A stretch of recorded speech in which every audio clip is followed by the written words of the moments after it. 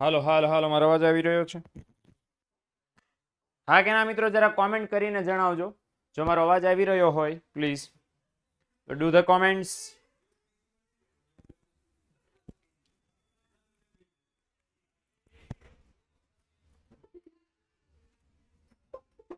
Yes or no? Yes. Guruji એક question હતો. Yes please ask me please. Question હોય તો પૂછી લો ભાઈ. હા ચાલો ડન.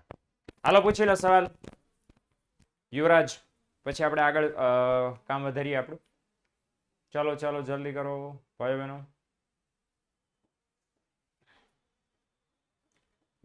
વસ્તુના પ્રકાર બાકી નહીં. ભણી ગયા ભાઈ.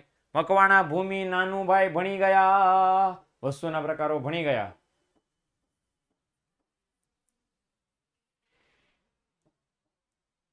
ઓકે, એટલે અને એ હા જે ભણી ગયા છે ગયા લેક્ચરમાં બધું આવી જશે. એટલે પાછલા લેક્ચર પહેલા જોઈ લો એટલે તમને બધી ખબર પડી જશે. ઓકે, ઇકોની આર્થિક પ્રવૃત્તિની વ્યાખ્યા બીએમાં ન લખી શકાય. બેમાં વ્યાખ્યા અલગ અલગ આપી છે નિર્મિત, તો ન લખી શકાય બેટા. ઓકે હાલો, તો હવે જરાક હું શરૂ કરું છું. 12 કોમર્સ પછી એડવોકેટ બની શકાય? બની શકાય બેટા, બિલકુલ બની શકાય. ઓકે, રસ હોય તો બધું બની શકો. જેટલા પણ મિત્રોએ આજે જોઈન કર્યું છે આપ સૌનું સ્વાગત છે દીકરાઓ. આ બધાનું ખૂબ ખૂબ ખૂબ ખૂબ ખૂબ ખૂબ ખૂબ ખૂબ ખૂબ ખૂબ ખૂબ ખૂબ સ્વાગત છે. પાછલા જેટલા લેક્ચર ગયા છે, પેલું આખું ચેપ્ટર અને બીજાના એટલા, તો એ જરાક જોઈ લેજો. આ બીજા ચેપ્ટરનો 5મો લેક્ચર છે. ઓકે, એટલે પહેલા ચેપ્ટરના બધા લેક્ચર, બીજા ચેપ્ટરના 5 લેક્ચર સુધી જરાક આપણું ભણવાનું કામ ચાલી ગયું છે. થોડો થોડો સમય કરીને તમે છે આ જરાક ક્લિયર કરી લેજો. ડન. ઓકે, થોડોક અવાજ વધારો. એટલે ભાઈ અવાજ અહીંથી નહીં વધે, હું માઇક ઉપર લઈ લઉં છું. ઓકે, હવે રેડી અવાજ આવે છે? હે ને? ચાલો, તો આપણે અત્યારે શું શીખવા ભેગા થયા છીએ ભાઈ બહેનો? આપણે શીખવા માટે ભેગા થયા છીએ આજે ઉત્પાદનના સાધનો.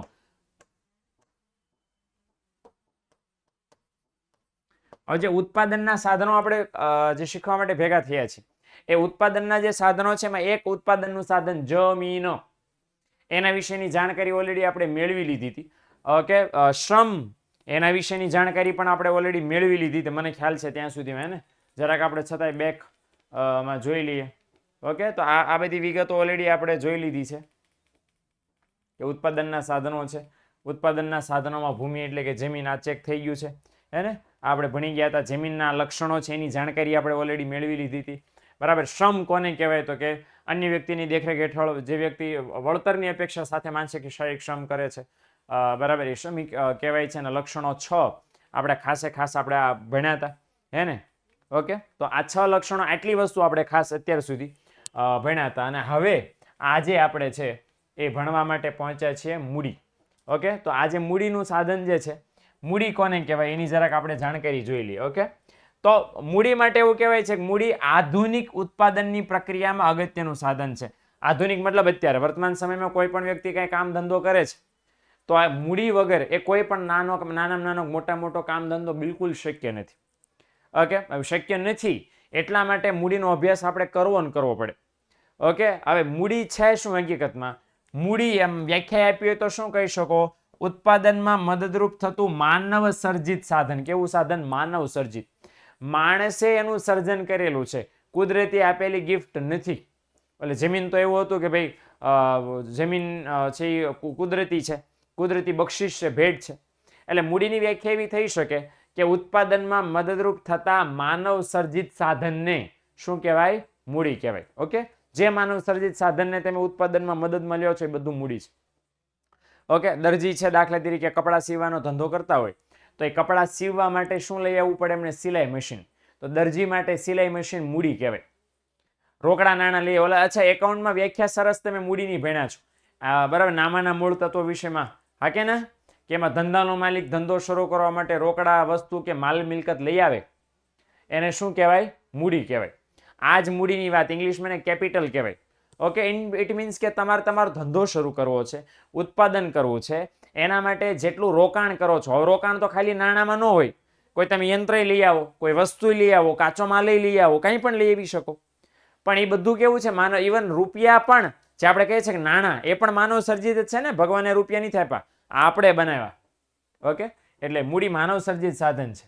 ઓકે, આ જો વ્યાખ્યા આવી ગઈ, કોઈ પૂછપૂછ કરતો છે. મૂડી એટલે એવી ભૌતિક વસ્તુઓ જે ઉત્પાદનમાં મદદરૂપ થાય છે. હું કહેતો હતો ને ભૌતિક એટલે જોઈ શકાય, માપી શકાય એવી. આ ભૌતિક વસ્તુ નથી લખવી, આની જગ્યાએ માનવ સર્જિત લખવી છે તો પણ ચાલે. ઓકે, તો મૂડી એટલે એવી ભૌતિક વસ્તુ જે ઉત્પાદનમાં મદદરૂપ થાય છે. અચ્છા, મૂડીને જો લખ્યું છે, બહુ સરસ મજાની વિશિષ્ટતા છે મૂડીમાં. ઓકે, કે અહીંયા શું કીધું છે, મૂડીને ઉત્પાદનનું કેવું સાધન ગણવામાં આવે છે? ઉત્પાદિત સાધન ગણવામાં આવે છે. એટલે મૂડીનું છે ઉત્પાદન થાય છે, નાણાં બને છે, આરબીઆઈ નાણાં છાપે છે, મકાન બને છે, યંત્રો બને છે, સ્પેર પાર્ટ્સ બને છે, બધું જ બને છે ને. એટલે મૂડીને બનાવી શકો, મૂડીનું ઉત્પાદન કરી શકો. એટલે મૂડી એવું સાધન છે જે તૈયાર ન હોય, એ તૈયાર માથે મળે નહીં, આપણે એને બનાવવું પડે. એટલે મૂડી કેવું સાધન છે? ઉત્પાદિત. ઉત્પાદિત એટલે ઉત્પાદન થયેલું સાધન છે. ઓકે, જો હું લેવા લખ્યું છે, કારણ કે મૂડી એવી વસ્તુ છે જેનું ઉત્પાદન થયું છે અને અન્ય વસ્તુના ઉત્પાદનમાં એ આપણને મદદ કરશે. ઓકે, એટલે મૂડી તરીકે જેટલા પણ સાધનોના નામ, આ તમને આ જો પૈસા દેખાય છે, યંત્રો દેખાય છે, જેટલું અહીંયા છે, આ બધું કેવું છે? મૂડી છે. કેમ? કારણ કે મૂડીનું ઉત્પાદન થયું છે અને પછી એને તેમ બીજા વસ્તુના ઉત્પાદનમાં વાપરવાના છો, એટલે એ ઉત્પાદિત સાધન છે. મૂડીનું પણ ઉત્પાદન ક્યારેક ભૂતકાળમાં કોઈ સમયે તો થયું હશે, એમ અહીંયા આપણે ખાસ સમજવાનું. ઓકે, લક્ષણો ખાસ મહત્વના છે. આખી સ્લાઇડમાં વ્યાખ્યા ખાસ આપણે પાકી કરવાની છે. કઈ છે વ્યાખ્યા? આ ભૂલાવી ન જોઈએ. ઓકે, તો આ વ્યાખ્યા ખાસ અગત્યની છે આપણા માટે. અચ્છા, મૂડીના લક્ષણો શું? કોને કહેવાય મૂડી? ઓકે, લોડલિયા, ઉમેશ, મુકેશભાઈ, ભાઈ મૂડી એટલે હું અહીંયા સમજાવી રહ્યો. જો આ ટાઈમે જોડાવ તો બેટા ખબર પડે, સમજણ પડી ને? અત્યારે હું ત્યાં મૂડી સમજાવી મેં. તો લક્ષણોની વાત શું છે જરાક ચેક કરી લઈએ આપણે. 4 લક્ષણો છે, એકદમ ઈઝી પીજી. બહુ સાવ સહેલા છે. ચલો, પેલું લક્ષણ શું કહે છે? મૂડી કેવું સાધન છે? માનવ સર્જિત, માણસે બનાવેલું છે, માણસે એનું ઉત્પાદન કર્યું છે, તૈયારમાંથી કંઈ આપણને મળ્યું નથી. જેમ જેમ આપણને જે સાધનોની જરૂર પડી એ સાધનો આપણે આપણી રીતે બનાવતા ગયા. ઓકે, ચલો બીજું લક્ષણ, આ બહુ સમજવાનું છે, આ બહુ કામનું છે. મૂડી કેવું છે? જેટલા ઉત્પાદનના સાધનો છે 4, જમીન, મૂડી, શ્રમ, નિયોજક, આ ચારે ચારમાં સૌથી વધારે ગતિશીલ સાધન હોય તો એ કયું છે? મૂડી છે. ઉત્પાદનમાં મદદરૂપ થાય છે, પણ શાના? મારા ભાઈ, તમામે તમામ પ્રકારની વસ્તુ કે સેવાઓના ઉત્પાદન શેનું કરવાનું હોય? ન હોય એનું. શું ન હોય? વસ્તુ કે સેવા. કઈ વસ્તુ કે સેવા? કોઈ પણ પ્રકારની વસ્તુ કે સેવા, કોઈ પણ પ્રકારની કે વસ્તુ કે સેવાનું ઉત્પાદન થતું હોય એમાં મદદરૂપ થાય. સમજણ પડી? ઓકે, ચાલો. એટલે હવે આ સમજો, મૂડી કેવું સાધન છે? સૌથી વધારે ગતિશીલ સાધન. સૌથી વધારે ગતિશીલ એટલે શું? સૌથી વધારે ગતિશીલ એટલે તમે એને મૂવ કરી શકો, એમાં ઝડપથી ફેરફાર કરી શકો, જ્યાં જરૂર હોય ત્યાં એને લઈ જઈ શકો, જ્યારે જરૂર પડે ત્યારે તમે એને વાપરી શકો. એને કેવું સાધન કહેવાય? ગતિશીલ. આની સૌથી વધારે હોય. જમીનને તો આપણને ખબર છે કે જમીનને એક જગ્યાએથી બીજી જગ્યાએ લઈ જવી જ શક્ય નથી, એટલે 0 ગતિશીલ છે. ઓકે, પછી એવું શ્રમ, તો શ્રમને ઘણા બધા કારણો નડે. સમાજ નડે ને, પરિવાર કેમ ના પાડે, કે ઓલા ના પાડે, નાના પરિબળ નડે, એ ના પાડે. નિયોજક એક માણસ છે જે હમણાં આપણે ભણશું, એક વ્યક્તિ જ છે, જીવતો વ્યક્તિ, એટલે એને પરિબળ નડે. મૂડી એવું સાધન છે કે જેનામાં સૌથી વધારે ઝડપથી ફેરફાર તમે ધારો એટલા ટાઈમે, ધારો એટલી વાર કરી શકો છો. માટે કેવું કહેવાય? સૌથી વધુ ગતિશીલ સાધન કહેવાય. MCQમાં ઘણી બધી વાર પૂછે છે કે ઉત્પાદનનું સૌથી વધારે ગતિશીલ સાધન કયું? ઉત્પાદનનું સૌથી વધારે ગતિશીલ સાધન કયું છે? મૂડી. ઓકે, ચાલો. લક્ષણ નંબર 3, કેવું સાધન શું ધરાવે છે? અછત ધરાવે છે. અછત ધરાવે કેમ ખબર પડી ભાઈ? તો કે અછત ધરાવે એટલે બધા પાસે પૂરતા પ્રમાણમાં એ હોતી નથી. કોકની પાસે વધારે મૂડી હોય, કોકની પાસે ઓછી મૂડી હોય. એટલે શું કરવું પડે છે? જેની પાસે મૂડી નથી એને માગવી પડે, એને કોકની પાસેથી લઈ આવવી પડે, એ બધું કરવું પડે. એટલે મૂડી અનલિમિટેડ પ્રમાણમાં હોતી નથી, મળતી નથી. મૂડીનું પ્રમાણ મર્યાદિત છે. બધા વ્યક્તિઓ પાસે ઓછા વત્તા અંશે હોય છે અને એટલા માટે છે બધા વ્યક્તિઓએ મેળવવી પડે છે, હોય તો એનો ઉપયોગ કરવો પડે છે, હે ને? એટલે આ રીતનું છે. અને લાસ્ટ બટ નોટ લીસ્ટ, કે મૂડીનું વળતર શું છે? વ્યાજ. મૂડીનું વળતર વ્યાજ એટલે શું? કે કોઈ વ્યક્તિ પાસેથી ઉછીની મૂડી, માની લો તમારી પાસે નથી, કોઈ વ્યક્તિની પાસેથી ઉછીની મૂડી લઈ આવો, તો એ જેની પાસેથી મૂડી લઈ આવ્યા એને કંઈક વળતર દેવાનું. દાખલા તરીકે બેંકમાં લોન લઈ આવ્યા, તમારા ધંધામાં પૈસા નહોતા એટલે તમે બેંકમાંથી લોન લીધી. લોન લ્યો તો બેંકને લોનના બદલામાં શું ચૂકવવું પડે? વ્યાજ ચૂકવવું પડે. શું ચૂકવવું પડે? વ્યાજ. ઓકે, તો આ છે મૂડી. મૂડી એટલે રોકડ ન થાય રોનક, નહીતર તો અહીં રોકડ શબ્દ ન લખી નાખ્યો હોત. હે ને? એટલે પેલી જેટલા અહીં દીકરાઓ જોડાણા છો, પેલી મારી શરત એ છે, મેં તમને પહેલા લેક્ચરમાં જ કીધું હતું કે ભાઈ પહેલેથી જોડાઓ, 6 ને 15 જોડાઓ, એટલે મૂડી એટલે રોકડ થાય કે ન થાય એ તમને ખબર પડે. મેં સ્પષ્ટ કીધું છે, ખાલી રોકડ નહીં, તમામે તમામ એવી વસ્તુ જે આપણને વસ્તુ સેવાના ઉત્પાદનમાં મદદ થાય એ બધાને મૂડી કહેવાય. સમજણ પડી? એટલે આ વસ્તુ ધ્યાન રાખજો. ઓકે, સખા એટલે શું થાય? રાજા બેટા કયા વિષયનો સવાલ છે જરાક મને કહેશો? અને જેટલા જોડાવ છો એ ખાસ પેલા ટોપિક હું ભણાવતો હોય ને ત્યારે બેટા ભણાવવામાં ધ્યાન રાખ. સવાલ હું તમને પૂછું, હાલો પૂછો સવાલ, બરાબર? ત્યારે સવાલ પૂછો, નકામી કોમેન્ટ રવાય દો. આ સહજ એમ કે છે કે આઈ એમ ન્યૂ સ્ટુડન્ટ, બરાબર? ખબર છે કે તમે ન્યૂ સ્ટુડન્ટ છો, શું કરવાનું બોલો? આ એકની એક કોમેન્ટ લગભગ 7મી વાર છે આ. એટલે આ છે ન કરો. કામના કોમેન્ટ કરો તો શું છે, કામનું થાય. બરાબર? ભાઈલાલભાઈ ચાવડા એવું પૂછે છે કે સર આ ચેપ્ટરમાંથી કેટલા માર્ક્સનું પૂછાશે? હવે એ તમારે હકીકતમાં પૂછવું પડે સ્કૂલવાળાને, કારણ કે સ્કૂલે 11મા ધોરણમાં બ્લુ પ્રિન્ટ સેમ હોતી નથી. ઓકે, ઘણીવાર એવું થાય સ્કૂલમાંથી પેપર સેટ થતું હોય, ઘણીવાર કોઈ એ લોકો SVSના એટલે કે શાળા વિકાસ સંકુલ એના પેપર મંગાવતા હોય, ઘણીવાર નવનીતમાંથી પેપર મંગાવતા હોય, ઘણીવાર જાતે બનાવતા હોય, કોઈ ઠેકાણા નથી હોતા. ઓકે, કોઈક વાર પ્રકાશનના પેપર વાપરતા હોય. અને એટલા માટે છે આ ખાસ વસ્તુ છે કે સ્કૂલના સરને પૂછી લો, કોઈ પણ સર હોય. ઓકે, કોઈ પણ સર હોય, એ સરને પૂછી લો, તમારું કામ થઈ જશે. ઓકે, ચાલો આમાંથી IMP આપો. સહજ પહેલા ભણતો ખરા, હું આમાંથી IMP આપું. અત્યારે IMP એક પણ વસ્તુ શેર નથી કરવાનું. અલા ભાઈ, અત્યારે તમે ધ્યાન તો દો.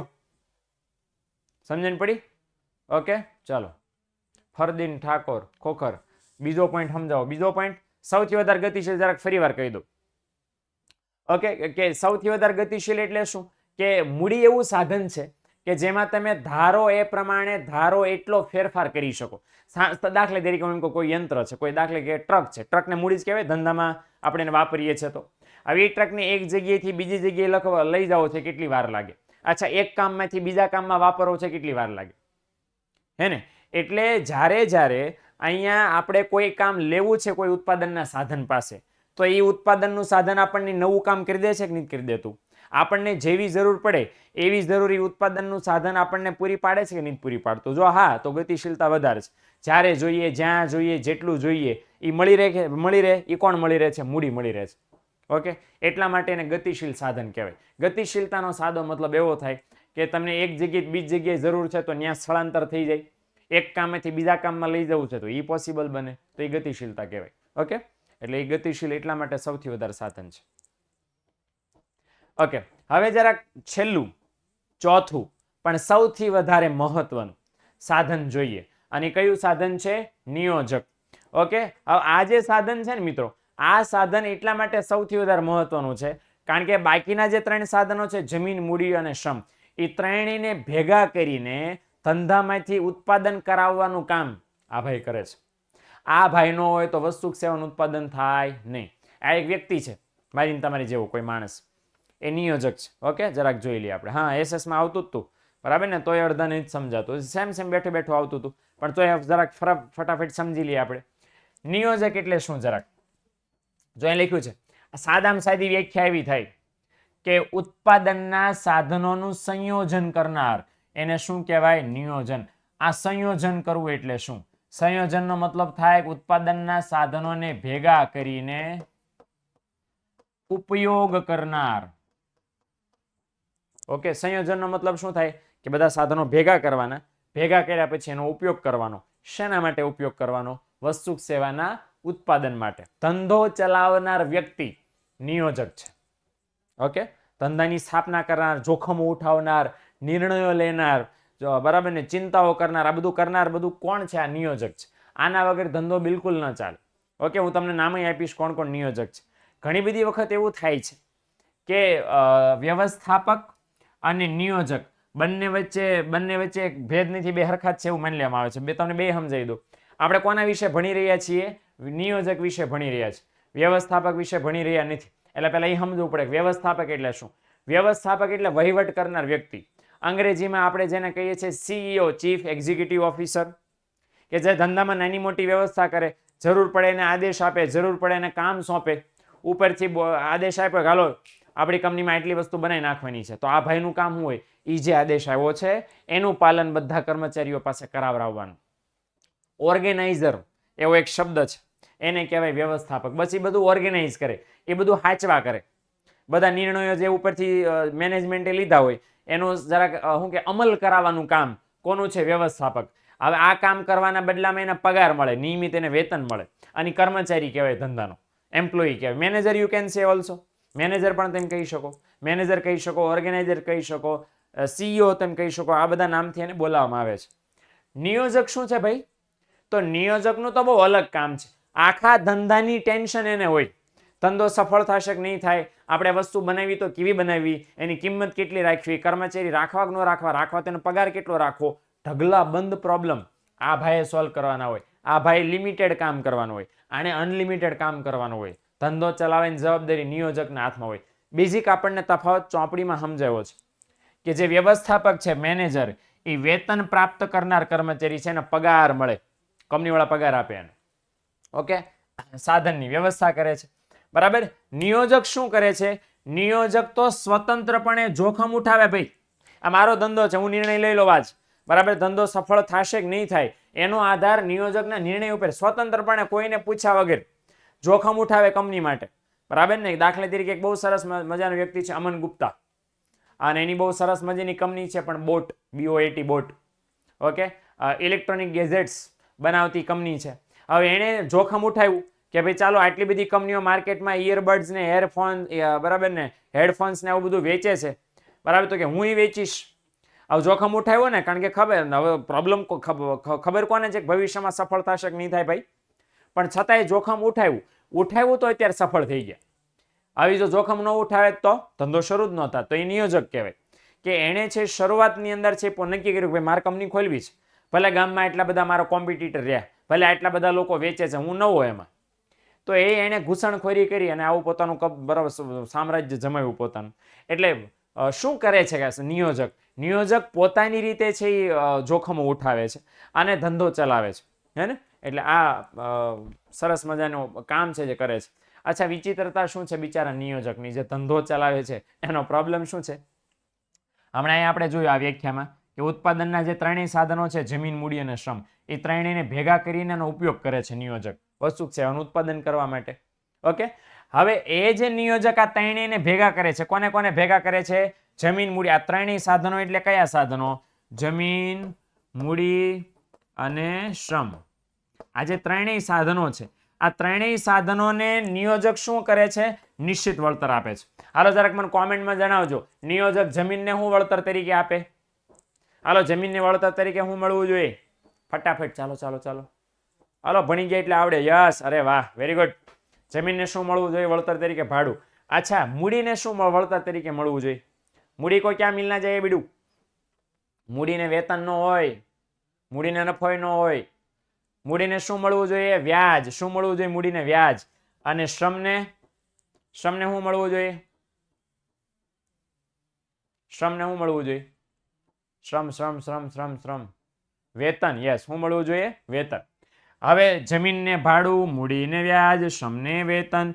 ભાડું, વ્યાજ, વેતન ત્રણેયને આપવાનું કામ કોણ કરે છે? નિયોજક કરે છે. એટલે ત્રણેયને પોતપોતાના ટાઈમે વળતર આપવાનું કામ નિયોજક કરે છે. અને ત્રણેયનું વળતર નિશ્ચિત હોય કે મળશે જ, નિયોજક આપી જ દે. ઓકે, પણ જે નિયોજક આ ત્રણેયને વળતર આપે છે એના ખુદના વળતરના કોઈ ઠેકાણા નથી. ધંધામાં નફો થાય તો નિયોજકના ખિસ્સામાં કંઈક પૈસા આવે. આ ત્રણેય જે છે એને તો મળવાનું જ છે. નિયોજક આ બધાને પૈસા આપે છે, નિયમિત રીતે આપે છે, નિશ્ચિત આપે છે, પણ પોતાને જે વળતર મળવાનું છે, નફો, એના કોઈ ઠેકાણા નથી. મળે તેને નહીં મળે, ઘણીવાર ઘરના નાખવા પડે. એટલે નિયોજક બિચારો આવો માણસ. ઓકે, એટલે આ રીતે છે નિયોજક શું કરે છે કે આ જમીન, મૂડી અને શ્રમ ત્રણેયનું સંયોજન કરે છે, ત્રણેયને ભેગા કરે છે અને એના દ્વારા ઉત્પાદનની પ્રક્રિયાનું આયોજન કરે છે અને એના દ્વારા આવક મેળવવાનો પ્રયત્ન કરે છે. નિયોજકનું કામ શું ધંધામાં? તો સર, વ્યવસ્થાપક નિયોજક બંને કોઈ વસ્તુને લઈને જુદો વિચાર ધરાવે તો કોનું માનવાનું? બરાબર બેટા, એવું હોય કે નિયોજક ઉપર હોય ને વ્યવસ્થાપક એનો અમલ કરનાર કર્મચારી હોય. નિયોજક મોટો, વ્યવસ્થાપક નાનો. બરાબર. કર્મચારી કે કરવાનું હોય, બોસ કે કરવાનું હોય? બોલો બચ્ચા, બોલો. જુદો વિચારામાં હાલે નહીં. એટલે નિયોજક છે ને એ મોટી હસ્તી કહેવાય, વ્યવસ્થાપક છે છોટું મોટું ગલુડિયું કહેવાય, હે ને? બરાબર. 4 5 20 15 50 12 13 મેનેજર હોય, નિયોજક એક જ હોય. સમજણ પડી? Boss is always right. Yes, નિયોજક એક જ હોય. બરાબર. મેનેજર બહુ બધા હોય. અને આપણી સામે બહુ સરસ સરસ ઉદાહરણ છે. રતન ટાટા, ધીરુભાઈ અંબાણી, એમનો છોકરો અત્યારે મુકેશ અંબાણી, અમન ગુપ્તા, મેં હમણાં ઉદાહરણ આપ્યું એ, ડીમાર્ટ જેમની છે એ રાધાકૃષ્ણ દામાણી. આવા લોકો છે, એમણે ઝીરોમાંથી સ્ટાર્ટ કર્યું ને એમ્પાયર મોટા મોટા ધબધબાવ્યા છે. આ ગૌતમ અદાણી, આ બધા શું કહેવાય? નિયોજક કહેવાય, કે જેમણે જમીન, મૂડી અને શ્રમ ભેગા કર્યા, એના દ્વારા ઉત્પાદન કર્યું અને આવક મેળવવાની. Yes, Elon Musk, you can say also, Elon Musk પણ ચાલે. આ બધા લોકો એવા છે, Bill Gates, Mark Zuckerberg, Steve Jobs, આ બધા મોટી મોટી હસ્તીઓ છે જે લોકોએ જમીન, મૂડી, શ્રમ ત્રણેયને ભેગા કર્યા, એના દ્વારા વસ્તુ સેવાનું ઉત્પાદન કરીને આવક મેળવવાના પ્રયત્નો એ લોકોએ કર્યા અને એમાં સફળ થયા એ બધા લોકો. ઓકે. હવે નિયોજક હોય કેવા, મતલબ લક્ષણ શું નિયોજકના? 2 માર્ક્સમાં ઘણી બધી વાર પૂછાય, તો જરાક ધ્યાનમાં લેવા જેવી બાબત છે. નિયોજકના લક્ષણો 4 છે ભાઈ, એકદમ સીધું સિમ્પલ છે. નિયોજક કરે શું ભાઈ? નિયોજક છે શું કરે? આર્થિક નિર્ણયો લે. કેવા નિર્ણયો લે? આર્થિક નિર્ણયો. આર્થિક નિર્ણયો એટલે કેવા? આર્થિક નિર્ણયો એટલે એવા કે જે ધંધાની નાણાકીય બાબતોને અસર કરે. દાખલા તરીકે વસ્તુની કિંમત કેટલી રાખવાની, કર્મચારીને વેતન કેટલું આપવાનું, વેચાણ રોકડેથી થશે કે ઉધારથી થશે, બરાબર ને? કાચા માલની ખરીદી અત્યારે કરવી કે પછીથી કરવી? ક્લિયર થયું? નાણાં રોકડા રાખવા કે બેંકમાં મૂકી દેવા, બચતો કરવી કે ન કરવી? આ બધા કેવા નિર્ણયો કહેવાય? આર્થિક નિર્ણયો કહેવાય. એ નિર્ણયો કોણ કરે? બધા. કેવી વસ્તુ બનશે?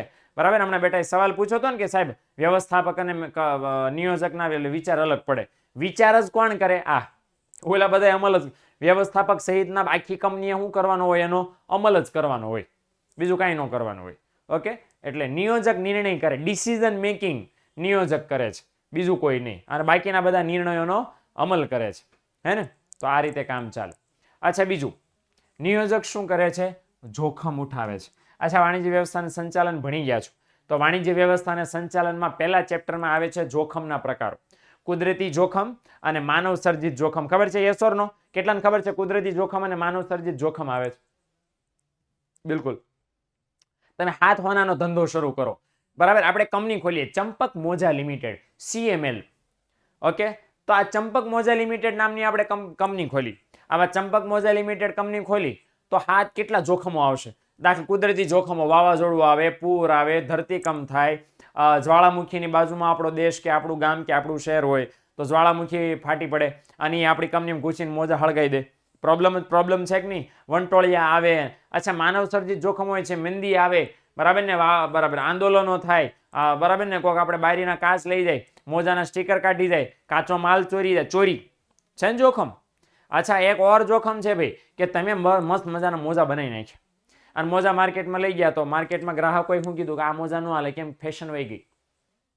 તમે મોજા બનાવ્યા, ઓલી તમારી પીંડીયું ઢકાઈ જાય ને ઢીચણ હુંધીના મોજા, લાંબા મોજા બનાવ્યા. માર્કેટમાં ફેશન શેની શરૂ થઈ ગઈ? ટૂંકા મોજાની ફેશન શરૂ થઈ ગઈ. લ્યો, છે જોખમ. અચ્છા, તમે મોજાનો ભાવ રાખ્યો 15 રૂપિયા, માંડ કરીને 15 રૂપિયા મોજા લઈ આવે, એક જોડીના 15 રૂપિયા.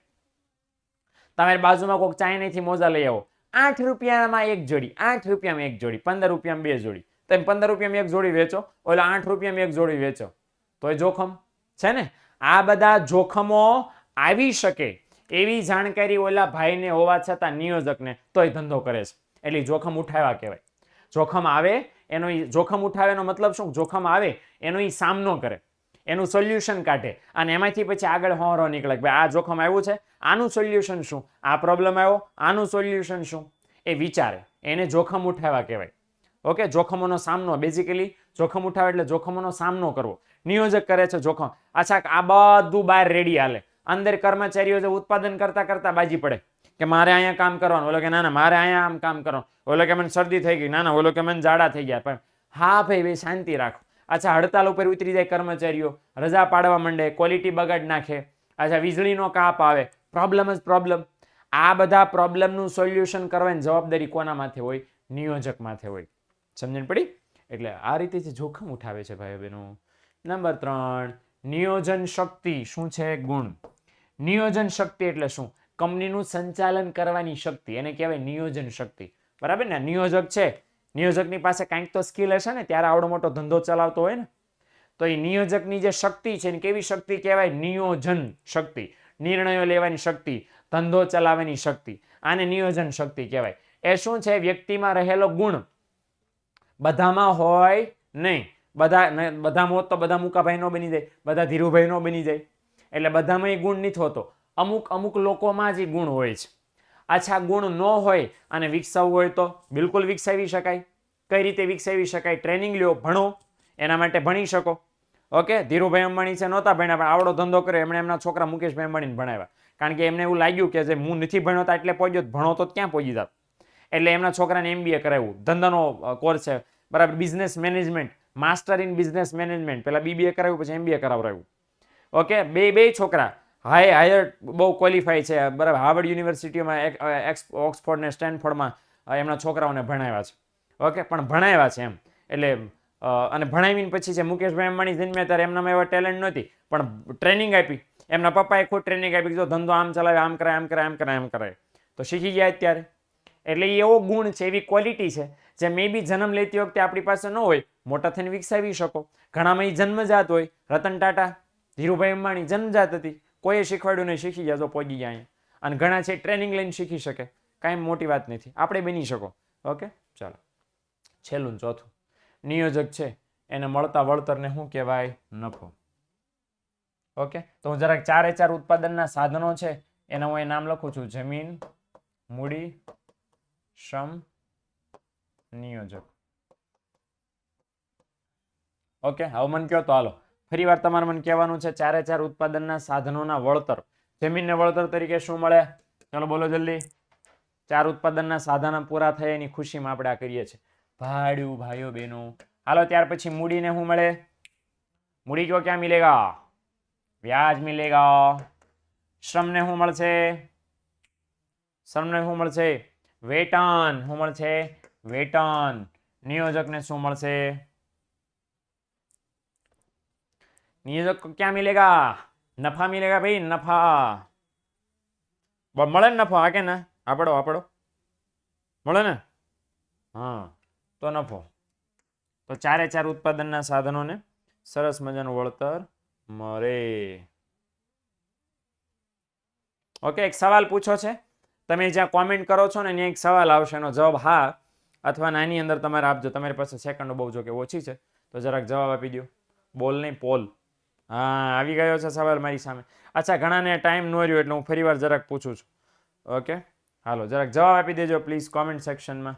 You have to answer the question please. Okay, હા, આવ્યો, હવે આવ્યો જવાબ. ચાલો, સરસ, શાબાશ, very good, very good. Okay, તો 4 લક્ષણો નિયોજકના છે. હવે હું જરાક તમને કહી દઉં. દુનિયામાં ખાલી ભારતમાં નહીં, ખાલી અહીંયા નહીં, દુનિયામાં ક્યાંય પણ કોઈએ પણ નાનામાં નાની, મોટામાં મોટી, સસ્તામાં સસ્તી, મોંઘામાં મોંઘી, હારામાં હારી, ખરાબમાં ખરાબ વસ્તુ કે સેવાનું ઉત્પાદન કરવું હોય તો આ 4 સાધનો વગર ઇમ્પોસિબલ છે. 4 સાધનો વગર કોઈ દી જિંદગીમાં વસ્તુ કે સેવાનું ઉત્પાદન થાય નહીં, કોઈ દી ન થાય. હું તમને એક સાદું સમજાવું. પાણીપુરી વાળા ભાઈ જે છે ને, પાણીપુરી વાળા ભાઈ, એ પણ આ જ્યાં સુધી 4 સાધનો ન વાપરે ને ત્યાં સુધી પાણીપુરી ન બને. બોલો, હું તમને સાબિત કરીને બતાવું. હાલો, પેલું સમજો. જમીનની વ્યાખ્યા હું હતી, ઉત્પાદનમાં મદદરૂપ થતા તમામ કુદરતી પરિબળો. તમામ કુદરતી પરિબળો એને શું કહેવાય? જમીન. માર્શલ દાદા કહીને ગયા છે. તો પાણીપુરી વાળા ભાઈ પાણીમાં, પૂરીમાં શું આંખે છે? પાણી. પાણી કેવું પરિબળ છે? કુદરતી પરિબળ છે. જે પૂરી બનાવી, શેની બનાવી? કાંઈક તો અનાજની બનાવી ને, ચણાના લોટની, બેસનના લોટની કાંઈક પૂરી બનાવી એને. તો એ પૂરી છે એ કેવું બધું અનાજ છે, એ કેવું પરિબળ? કુદરતી પરિબળ. જમીન વાપરી કહેવાય? હા કે ના? વાપરી કહેવાય કે નહીં? પાણીપુરી વાળા જમીન. સમજાવું શાંતિ 2 મિનિટ. હા કે ના? અચ્છા, પછી આ પાણી લાવવા, પાણી બનાવવા માટે બધા ઇન્ગ્રીડિયન્ટ્સ લાવવા પડે, બધી વસ્તુઓ લાવવી પડે. તો મૂડી લાવ્યા કે નહીં ભાઈ? એટલે રેંકડી લાવ્યા, 4 પૈડા ને એવું બધું, પૈસા લાવ્યા, બધું કરવું પડે કે નહીં? હા, તો હું એમણે વાપરી મૂડી. પૈસા રોક્યા ને એમાં?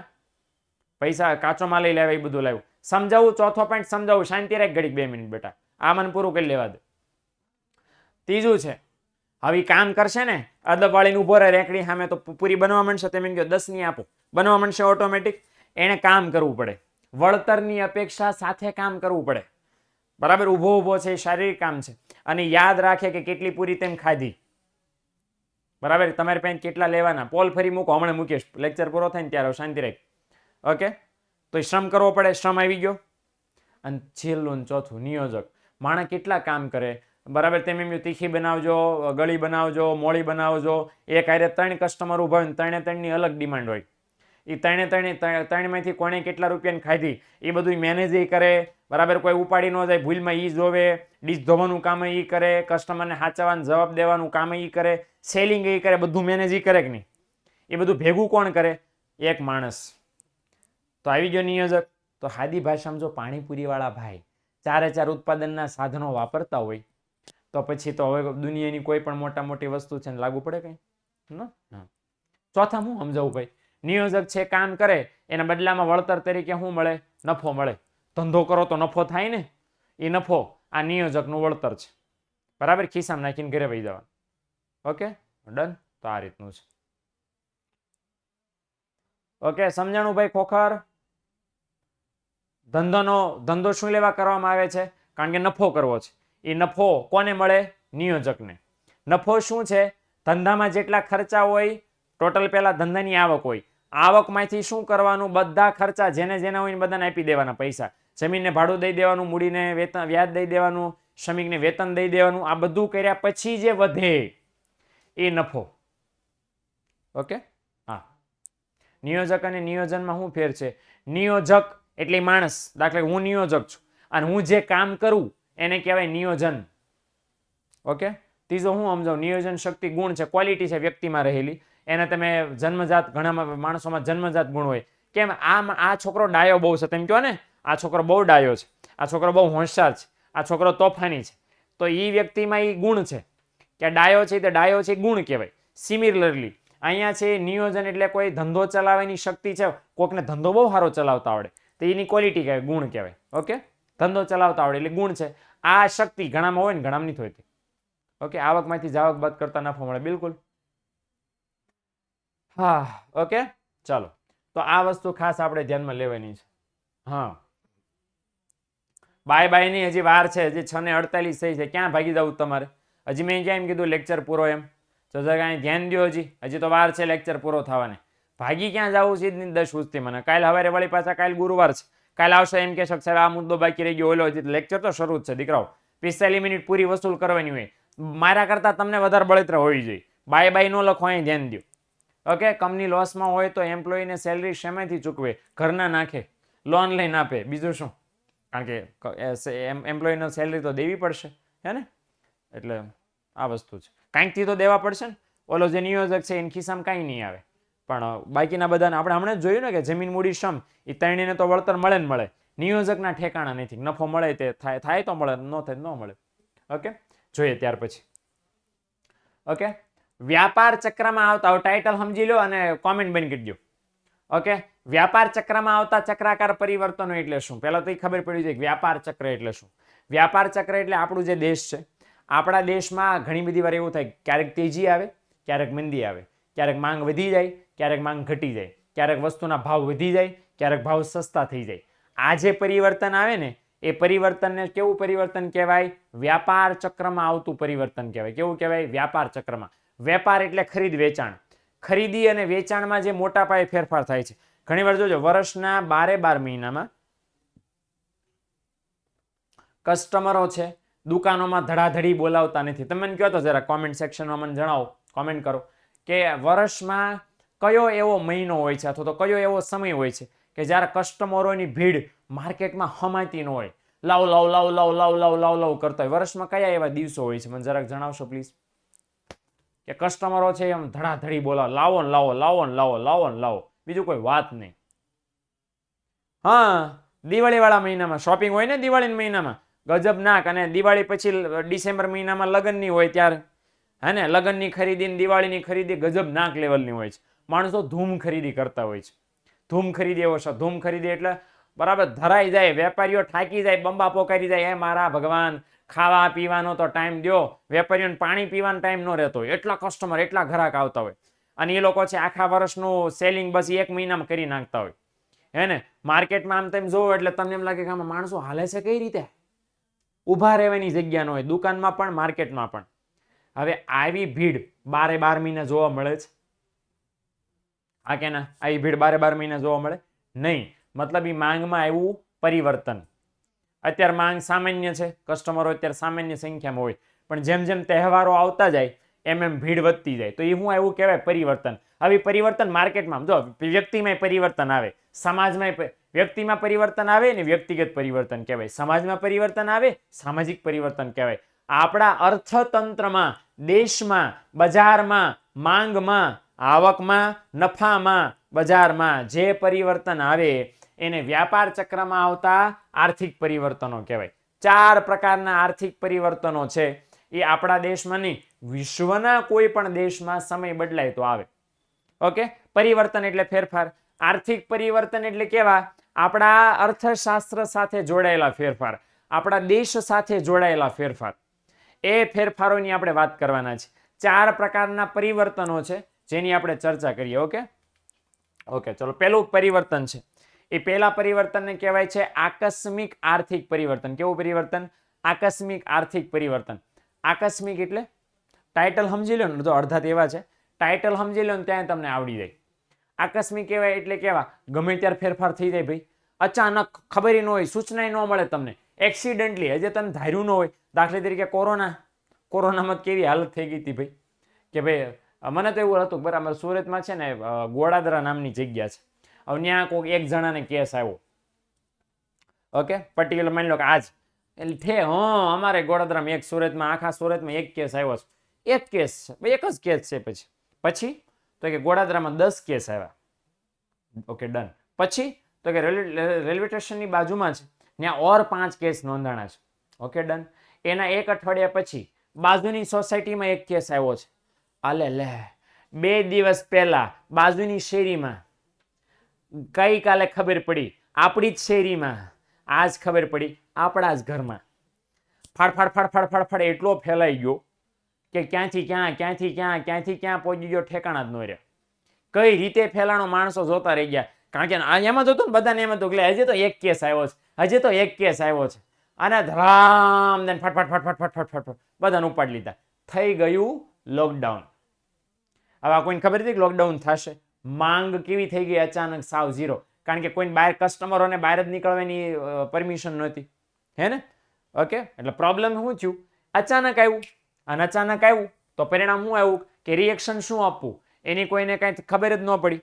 આના કારણે દેશના તમામ ઉદ્યોગ ધંધા બંધ થઈ ગયા. તો કોરોનાના કારણે જે માંગ બંધ થઈ ગઈ, ઉદ્યોગ ધંધા બંધ થઈ ગયા, એ કેવું પરિવર્તન કહેવાય? આકસ્મિક આર્થિક પરિવર્તન કહેવાય. મોટા ભાગે આકસ્મિક આર્થિક પરિવર્તન કુદરતી પરિબળોના કારણે આવે છે. કારણ કે કુદરતી પરિબળોના કોઈ ઠેકાણા હોતા નથી. ક્યારે પૂર આવે, ક્યારે વરસાદ આવે તો કેટલો આવે, ભૂકંપ ક્યારે આવે, ક્યાં આવશે, કેટલો આવશે, કેટલી તીવ્રતા આવશે, પૃથ્વી કેટલું વાઇબ્રેશન મારશે, કોને ખબર? જ્વાળામુખી ક્યારે ફાટશે તો એનો લાવારસ આપણા સુધી પહોંચશે કે નહીં પહોંચશે, આપણી તપેલી ગરમ થશે કે નહીં થાય, આપણને શું ખબર ભાઈ? પૂર આવે ને તેમાં માડા ઉભા રહ્યો, મારા ધંધો નહીં અડવાનું, બહુ મહેનત કરીને મેં મારો ધંધો બનાવ્યો છે, સાઈડમાં થઈને પાણી વહી જા ભાઈ, હાલે તમને લેતા જાય કે નહીં? હારો કે હાલ તું નાયો, કેટલા દીથી નાયો? હાલ બટા નવરવાલ. 7 જન્મનું ન નાયો એ બધું નવરાઈ નાખે તમને. હે ને? દરિયામાં જઈને કે લે બેટા જો હારો મીઠું લેતો જાજે, ઘરે જતા રહે, મમ્મીને આપવા જશે થેલીમાં. ઓકે, સીસીટીવી માસીની આપી દેવાનું. આવું થાય. એટલે આ પરિબળો કોઈની વાટ જોતા નથી, અને એમની આગાહી કોઈ દિવસ અગાઉથી કરી શકાય નહીં. તમને શું ખબર આવતીકાલે કેટલો વરસાદ પડવાનો? એટલે આગાહીમાં હોય વરસાદ પડશે, ભારેથી એથી ભારે, પણ કેટલો? ઘર ડૂબી જાય એટલો, રોડ ડૂબી જાય એટલો, પારેપીટ ડૂબી જાય એટલો, કૂતરું ડૂબી જાય એટલો, કેટલો? એ કોઈ કહી શકતું નથી. વાદળું કેટલું વરસશે આજની તારીખે રહસ્ય છે. મોટું પાડા જેવું એવડું મોટું વાદળું દેખાય, બરાબર ને, ઘુર આમ ગડગડાટ એટલો બધો થતો હોય કે બરાબર પરસેવો વળી જાય, બરાબર ને. આપણા મોર બોલવા માંડે, ઉપર વાદળ બોલતા હોય, આપણા મોર બોલતા, હમણાં તૂટી પડશે ને, હમણાં બધું ડૂબી જવાનું છે, ટીપું ન પડે. અને ક્યારેક કાંઈ ન થયું ને તમે જો કેટલા અવાજ છે ને આવે છે, વરસાદ આવતો હોય ફૂલ ધબધબાટી, અને ઘડીક વારમાં તો બધું ડૂબાડી દે બધું. આ થાય. એટલે એની અગાઉથી આગાહી કઈ રીતે શક્ય બને? જોઈ લો. હવે આ પરિસ્થિતિ થઈ હોય કોઈને કીધું હોય કે ઝાડવા આવી રીતે બ્લમ થઈ જાય? આ પાણીમાં જો ભગવાને આખા શહેરને નવરાઈ દીધું છે કે શેરીઓ ધોઈ નાખો, ઘરે ધોઈ નાખો, બધું ધોઈ નાખો, ધોઈ નાખ્યું છે જો. હે ને? એટલે પ્રોબ્લેમ ક્યાં છે કે આ અકસ્માતે પરિવર્તન આવે છે, અચાનક આવે છે, અણધાર્યા, ધાર્યું ન હોય એવું, ધાર્યું ન હોય ત્યારે, ધાર્યું ન હોય એટલા પરિવર્તન આવે છે. આ આપણને મસ્ત લાગે છે, પણ બિચારા જે આ લોકો રહેતા છે એમની શું હાલત હશે? હે ને? એટલે આપણને તો કોઈ દી ખબર પડવાની નથી. એટલે બધા કેવા પરિવર્તનો છે? એટલે તો નામ આપ્યું છે ખબર નથી પડવાની, એટલે આકસ્મિક પરિવર્તન. તો જો ઉદાહરણ આપ્યા છે કે વાવાઝોડું આવે, પૂર આવે, દુષ્કાળ આવે, આવી બધી પરિસ્થિતિઓમાં આજે આપણી ખરીદ વેચાણની પ્રવૃત્તિ છે એ સામાન્ય રહે નહીં. એમાં બહુ મોટા પાયે ફેરફાર થઈ જાય. બરાબર? દાખલા તરીકે સરકાર એવી આગાહી કરે કે 3 દિવસમાં પૂર આવવાની પૂરેપૂરી શક્યતાઓ છે. આવશે કે નહીં આવે રામ જાણે, પણ એવું સરકારે કહી દીધું. તો 3 દી પછી પૂર આવવાની શક્યતા છે. આજ માની લો 3 તારીખે એટલે 6 તારીખે પૂર આવશે. આપણે બધા પહેલું કામ શું કરીએ? જેટલું પણ અનાજ, કરિયાણું, દૂધ અને ફળ અને શાકભાજીને લઈએ કે એટલું ભેગું કરી નાખીએ ને? હા કે ના? કારણ કે 3 દી પછી પૂર આવશે તો કઈ વસ્તુ લેવા નહીં જઈ શકો. સામાન છે એ ઊંચી જગ્યા ઉપર આપણે કે હા સ્ટોક કરીએ, આપણે ઊંચી જગ્યા ઉપર લઈ જઈએ. 3 દીમાં માંગ સુપર ડુપર વધી જાય ને, અને જો કદાચ પૂર આવી ગયું, તો પૂર આવ્યા પછી બધી દુકાનો સપડાક બંધ, માંગ ઝીરો. ઓકે? એટલે કાંઈ આવા આર્થિક પરિબળો આવે છે તો આ પરિબળના કારણે માંગમાં, વેચાણમાં, ઉત્પાદનમાં બધા ઉપર ફૂલ અસર થાય. હા ભાઈ સ્કૂલમાં રજા, બહુ હરખ તમને સ્કૂલનો. ઓકે? આ વસ્તુ છે. ઓકે? તો લખ્યું છે કે આવા આકસ્મિક પરિબળો અર્થતંત્રમાં મોટી ઉથલપાથલ કે લાંબા ગાળાની અસર સર્જે. ઉથલપાથલ એટલે શું? ઉથલપાથલ એટલે પરિવર્તન, ઓકે, અથવા તો ફેરફાર. કે જ્યારે આવું કઈ પરિવર્તન હોય તો બહુ મોટા પાયે ફેરફાર થઈ જાય. બરાબર? સ્થળ હોય ના જળ થઈ જાય, જળ હોય ના સ્થળ થઈ જાય. બરાબર? જળ ને સ્થળ બે હોય ને કાંઈ ન રહે. ભૂકંપ આવે તો મોટા મોટી બિલ્ડિંગો, મોટા મોટા ગામડા, તમને એમ લાગે વાહ સરસ ફોટો છે. બરાબર? ભૂકંપ આવે પછી પાડો તો ત્યાં જમીન સિવાય કાંઈ ન રહ્યું હોય. એટલે બહુ મોટા પાયે પરિવર્તનો આવી જાય. હે ને? અમીર ગરીબ ને ગરીબ અમીર થઈ જાય, કાંઈ ઠેકાણા વગરનું કામ થઈ જાય. આવા પરિવર્તનો લખ્યું છે કે અર્થતંત્રમાં ઘણીવાર કોઈ એક ભાગ કે પ્રદેશ પૂરતા પણ મર્યાદિત હોઈ શકે. દાખલા તરીકે ખેતી અને ઉદ્યોગ. આ પરિવર્તનો છે કે આખા દેશમાં પૂર આવે તો કે આખા ભારતમાં એકારે પૂર ન આવે, કે હિમાલયમાંથી નદી તણાણી છે, બરાબર, ત્યાંથી નદી લીક થઈ છે અને આખા ભારતમાં પૂર આવવાનું છે. થાય કોઈ દી? આખા ભારતમાં કોઈ દી પૂર ન આવે ભાઈ. અમુક વિસ્તારમાં, અમુક ભાગમાં જ આવી ઘટના બને, અને જે ભાગમાં ઘટના બને ત્યાંની આર્થિક પ્રવૃત્તિને એવડા મોટે અસર થાય. હે ને? તો લખ્યું છે કે ભાઈ અર્થતંત્રના કોઈ એક ચોક્કસ ભાગ કે પ્રદેશ પૂરતું જ મર્યાદિત હોય. બરાબર ને? કોઈ દાખલા કે વરસાદ એટલો બધો પડે, સૌથી વધારે નુકસાન કોને થાય? ખેતી ક્ષેત્રને. લોકડાઉન થયું હતું, સૌથી વધારે નુકસાન કયા ક્ષેત્રને થયું હતું? ઉદ્યોગ ક્ષેત્રને. એટલે જ્યારે આવા કુદરતી પરિબળો, આકસ્મિક આર્થિક પરિવર્તનો આવે તો બધાને એક સરખી અસર કરતા નથી. અમુક ક્ષેત્રને તો ભરપૂર અસર કરે છે. સમજણ પડી? એટલે આ વસ્તુ ખાસ ધ્યાનમાં રાખવાની. ડન? તો ઓલરેડી 6:58 થઈ ગઈ છે, અને આપણે વિદાય લઈએ એ પહેલા કોઈ એક વ્યક્તિ છે આશીષ કરીને કદાચ એમ કે છે કે રિપ્લાય તો આપો. સવાલ પૂછ લે ભાઈ. ઓકે? ખબર નહીં કોણ મને કહે છે સવાલ પૂછ લે ભાઈ. સવાલ એટલે હું કહી દઉં. 11 માં મટીરિયલ આવી ગયું છે ભાઈ? ના, નથી આવ્યું. લખતરીય ઋત્વી સેકન્ડ પોઈન્ટ. કયો સેકન્ડ પોઈન્ટ? આ નામ છે બેટા, કુદરતી આપત્તિઓના નામ છે. આને આકસ્મિક આર્થિક પરિવર્તનો કહેવાય. ઓકે? મેં હમણાં કીધું તું, હું નથી જોયું એટલે તો પૂછું છું. એલા ભાઈ સવાલ સીધો લખી નાખ ને. એટલું બધું ટાઈપ કર્યું એના કરતા સવાલ લખી નાખ. આ બારૈયા મનોજભાઈ, ગામ પૂછવા હોય તો ઘરે રહેતું ભાઈ, અને ઘરે જ છો જો કે બંધ કરી દે મોબાઈલ. ગામ પૂછવાની થાય ભેગા થયા. મનોજ બારૈયા, મનોજ વિક્રમભાઈ, નકર હું ફોન કરીને પૂછું તને મનોજ તારું કયું ગામ, એમ તો પછી અઘરું પડશે. ગામ પૂછવા કોમેન્ટો નથી કરવાની. થેન્ક યુ બેટા. વરસાદ પડે સારું, નાઈ લે લેક્ચર પૂરો થયા પછી. આ તો હું પૂછવાની જરૂર છે ભાઈ, અને કોમેન્ટ નાના નથી કરવાની જરૂર. આ યુટ્યુબ નથી. આ કેટલી વાર ના લખીશ તું?